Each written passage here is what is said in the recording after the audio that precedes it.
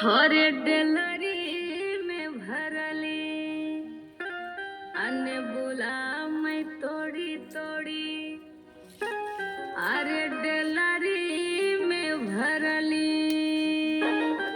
बेच गईली टेढ़िया बाजार छोटी ना नदी बेच गईली टेढ़िया बाजार छोटी ना नदी बेचनी बात जब घर के लवाटली हो घर के लवाटली रही आई में भसुरू भेटाई छोटी ना नदी रही आई में भसुरू भेटाई छोटी ना नदी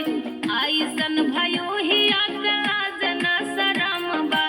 आईसन भयो ही अकला जना शरम बा नैहरे में घूमती बाजार छोटी ना नदी नैहरे में घूमती बाजार छोटी ना नदी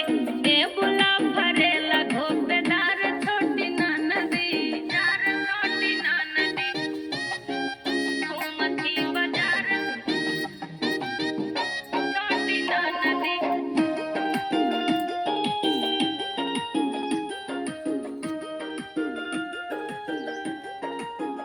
अरे ने बुला मैं तोड़ी तोड़ी हरे डेलरी में भरली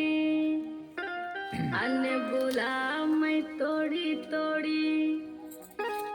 अरे डेलरी